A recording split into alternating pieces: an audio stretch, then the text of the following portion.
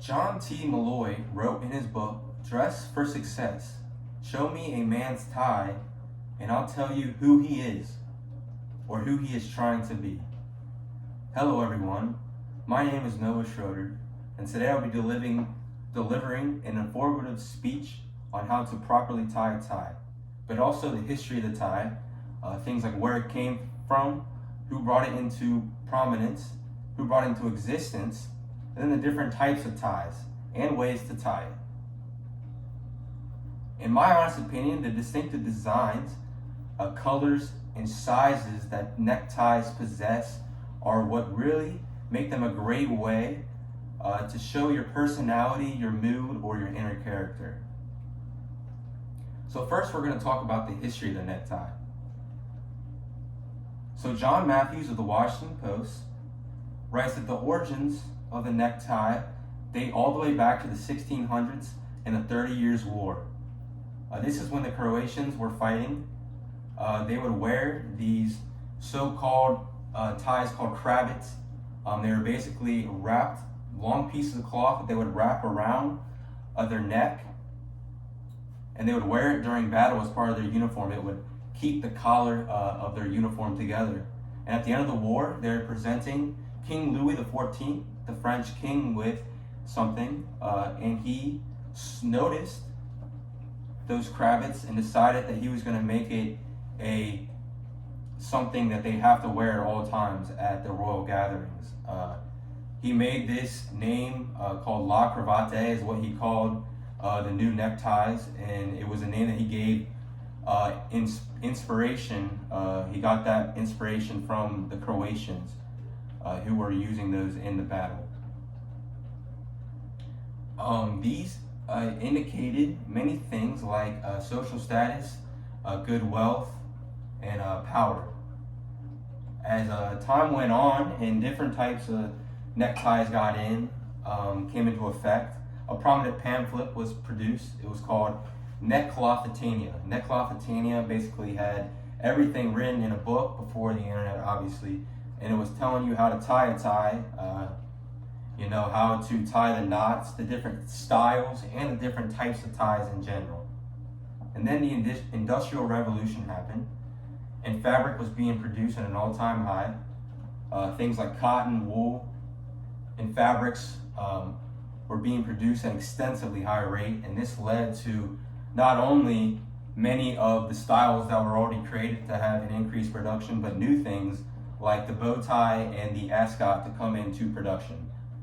That leads me into my next topic, which will be the different types of ties. So the first tie we talked about is obviously the cravat.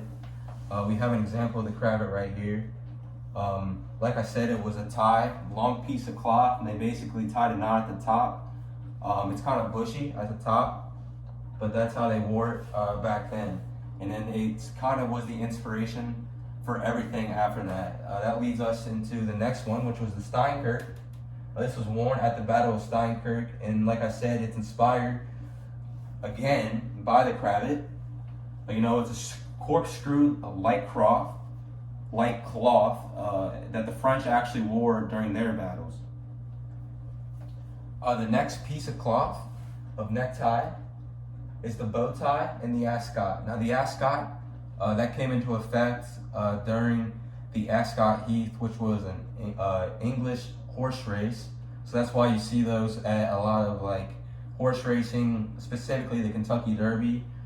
That's something you see a lot of people wear. And then the bow tie, which is still popular today. Okay? Those are called stocks. Stocks are basically the equivalent to what we call collars today. They have cardboard stuffed in them, and it basically keeps the collar together, and it really keeps your neck, kind of gives it a stiff posture, so you're kind of forced to stand upright the whole time. But even though it was a hassle to wear, it still was a good style, and many people still rocked it. And then this is the final one, Jesse Langford, a 1920 necktie maker from New York. He's the one that produced what we call the Langford necktie. He would basically cut the fabric at an angle, and then he would sew them together in 3 segments, and then he called it the Langford necktie, and that's kind of what we have today. And that's what I'm going to show you how to properly put on. So the first step is putting it over your neck. You want to have the wide end longer than the short end. And you want to put the wide end over the shoulder of your dominant hand. So I'm right-handed and I have it over my right shoulder. So step 1 is to bring this side over and make a loop and have the wide end on the opposite side now. So now it's going to be towards your left shoulder. The next step is to pull the tie through the loop and bring it back down to the original side. So now you have a loop right here, or a little knot, and a tie back to the original side. The next step is to bring the tie back through behind the loop and bring it to the other side. So now it's back on the opposite shoulder, my left shoulder in this instance. So now the next step is to wrap around it, the back, and create a little loop that goes around the whole knot. And this loop, we'll use it to go through. So we'll bring this through the top, put it right through, back through the loop, pull it down, and then the final step is you're going to want to grab with your left hand the short end, which is in the back, and then with the other hand you want to grab the little loop and you just want to pull up.